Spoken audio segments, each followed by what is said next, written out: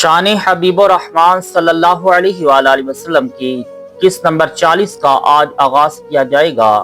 अल्लाह ताला का फरमाने आली शान है, लक़द जाअकुम रसूलुम मिन अनफुसिकुम अज़ीज़ुन अलैहि मा अनित्तुम हरीसुन अलैकुम बिल मुमिनीना रऊफ़ुर रहीम। बेशक तुम्हारे पास तशरीफ लाए तुम में से वो रसूल जिन पर तुम्हारा मुशक्कत में पड़ना गरा है, तुम्हारी भलाई के बहुत चाहने वाले हैं, मुसलमानों पर बहुत करम वाले मेहरबान हैं।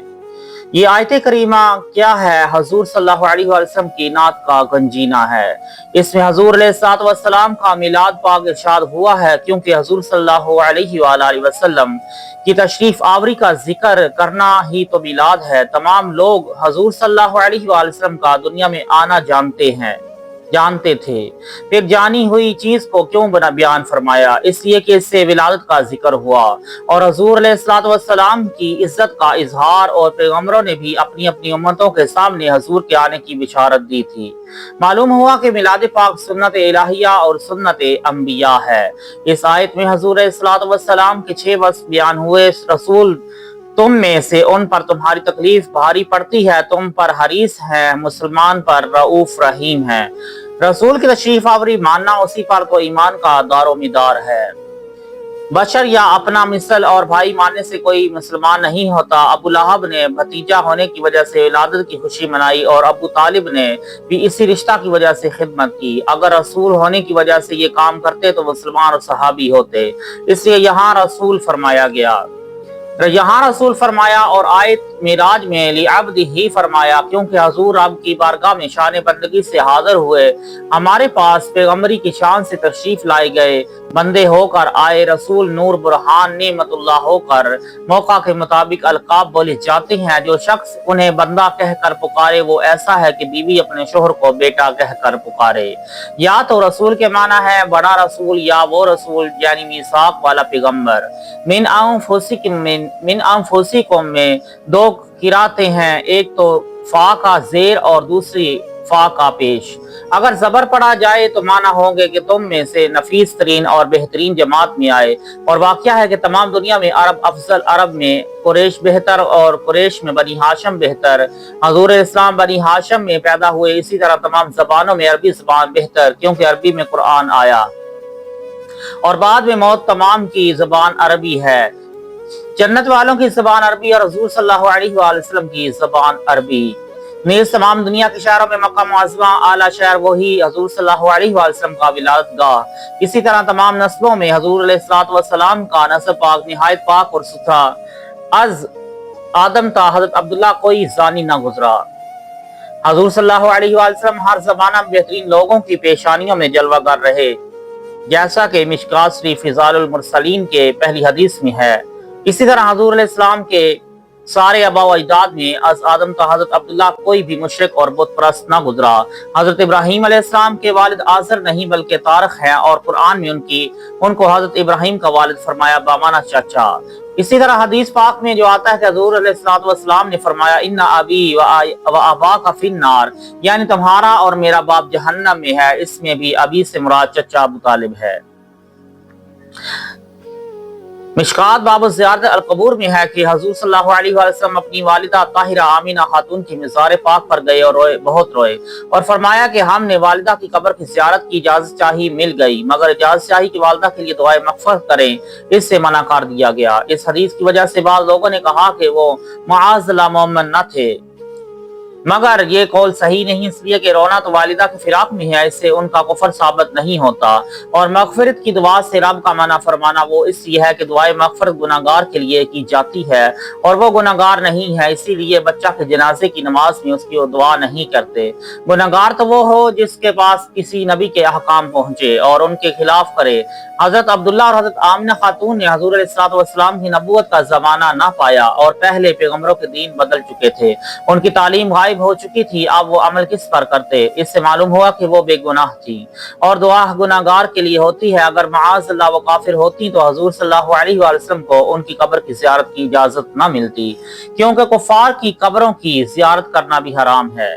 कुरान फरमाता है, ला तकुम अला कब्रिही इन्नहुम काफरू बिल्लाहि व रसूली, اے محبوب ان کفار و منافقین کی قبروں پر آپ کھڑے بھی نہ ہوں، انہوں نے اللہ اور رسول کا کفر کیا ہے۔ بہرحال یہ ماننا ہوگا کہ حضرت آمنہ و عبداللہ مومن تھے، کافر نہ تھے۔ ایک تحقیق رہ گئی ہے کہ آخر وہ کس دین پر تھے۔ ہم پہلے عرض کر چکے ہیں کہ ان کی زندگی میں اسلام دنیا میں آیا نہ تھا اور دوسرے انبیاء کے دین مٹ چکے تھے، ان کو اصحاب فطرت کہتے ہیں۔ ان کے لیے صرف توحید کا عقیدہ یعنی بت پرستی نہ کرنا اور اللہ کو ایک ماننا کافی تھا۔ حضرت آمنہ خاتون اور حضرت عبداللہ بھی انہی میں سے تھے اور اسی پر ان کا انتقال ہوا۔ پھر حجت الوداع میں حضور علیہ الصلوۃ والسلام نے ان دونوں صاحبوں کو زندہ فرما کر ان کو مشرف با اسلام کیا، لہٰذا اب وہ حضرات مسلمان ہیں اور حضور صلی اللہ علیہ وآلہ وسلم کی امت۔ اور اس کے متعلق علامہ جلال الدین سیوطی نے رسالے لکھے ہیں اور اعلیٰ حضرت مولانا مولوی احمد رضا بریلوی نے ایک کتاب لکھی، اور جس مچھلی کے شکم میں یونس علیہ السلام رہے اس مچھلی کا شکم عرش سے افضل کیوں؟ اس میں ایک نبی کو معراج ہوئی، مثنوی میں ہے شان من بالا و شان از او تشیب زان کا قرب حق برو از صاحبیب۔ اسی طرح حضور علیہ الصلوۃ والسلام کے صحابہ تمام پیغمبروں کے صحابہ سے افضل ہیں، آپ کے اہل بیت تمام پیغمبروں کے گھر والوں سے بڑھ کر، آپ کا زمانہ پاک تمام زمانوں سے افضل، اور آپ کی ولادت پاک کا دن یعنی دوشنبہ یعنی بعد اماموں کے نزدیک تمام دنوں سے بہتر، آپ کی پیدائش پاک کا مہینہ یعنی ربیع الاول سال کے بہت سے مہینوں سے افضل، آپ کی قبر انور کی وہ زمین جس سے جسم شریف ملا ہوا ہے کعبہ معظمہ اور فرش و عرش و کرسی سے افضل، غرض کہ جس چیز کو حضور صلی اللہ علیہ وآلہ وسلم سے نسبت ہو گئی وہ افضل۔ فقہا نے ایک بحث کی ہے کہ تمام پانیوں سے کون سا پانی افضل ہے، بعض نے کہا ہے کہ آب زمزم، مگر بعض فرماتے ہیں کہ سب سے بہتر وہ پانی ہے جو کہ ایک جنگ کے موقع پر حضور علیہ السلام نے ایک پیالے میں ہاتھ رکھ دیا اور آپ کی انگلیوں سے پانی جاری ہو گیا۔ یہ پانی تمام پانیوں سے افضل ہے کیونکہ زمزم اسماعیل علیہ السلام کے قدم سے پیدا ہوا اور یہ پانی سید الانبیاء صلی اللہ علیہ وآلہ وسلم کے ہاتھ سے، اسی طرح جس کھانے میں حضرت جابر کے یہاں حضور علیہ السلام نے اپنا منہ کا لعاب ڈال دیا وہ کھانا تمام کھانوں سے افضل ہے۔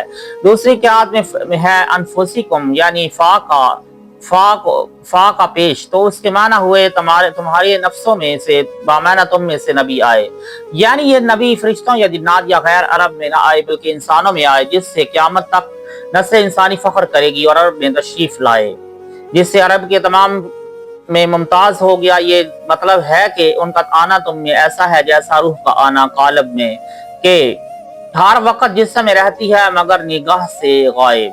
اسی طرح اے مسلمانوں وہ تمہارے دل میں رہتے ہیں، تمہارے خیال میں ہیں مگر نگاہوں سے غائب ہیں، آنکھوں میں ہیں لیکن مثل نظر یوں دل میں ہیں جیسے جسم میں جاں، ہیں مجھ میں وہ لیکن مجھ سے نہاں اس شان کی جلوہ نمائی ہے۔ اب جو آگے فرمایا جا رہا ہے کہ تمہاری مشقت ان پر بھاری ہے، یعنی تمہاری تکلیف سے ان کو تکلیف پہنچتی ہے، اس کا مطلب بالکل ظاہر ہو گیا کہ جب وہ تم میں ایسے آئے جیسے کہ قالب میں جان، تو جسم کے ہر عضو کی تکلیف سے روح کو تکلیف ہوتی ہے، اسی طرح ہر مسلمان کی تکلیف سے ان کو تکلیف ہوتی ہے، جس سے معلوم ہوا کہ حضور صلی اللہ علیہ وآلہ وسلم مسلمانوں کے ہر حال سے ہر وقت خبردار ہیں، ورنہ ہماری تکلیف سے ان کو بے چینی کس طرح ہو سکتی ہے۔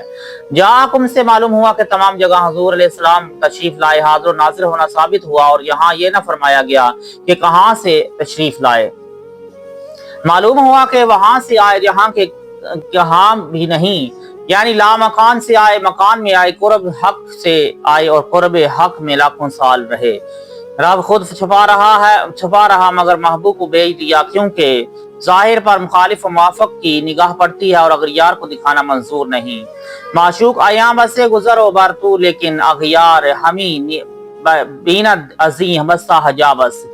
ذات مصطفیٰ عظمت الہی کے لیے ڈھال کی مثل ہے کہ کام تو رب کا کرتے ہیں مگر اس پر مصائب خود جھیلتے ہیں۔ رب نے پردہ سے یہ تو فرما دیا کہ میرے محبوب کو عزا دے گا، اس سے بدلہ لوں گا، مگر ظاہر نہ ہوا۔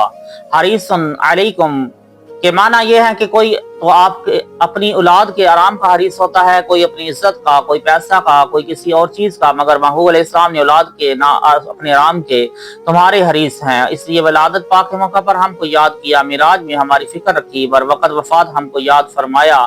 قبر میں جب یہ رکھا گیا تو عبداللہ بن عباس نے دیکھا کہ لب پاک پھر رہے ہیں، اور سنا تو امت کی شفاعت ہو رہی ہے، رات بھر جاگ کر امت کے لیے رو رو کر دعائیں کرتے ہیں کہ خدایا اگر تو ان کو عذاب دے تو یہ تیرے بندے ہیں، اور اگر تو ان کو بخش دے تو عزیز اور حکیم ہے۔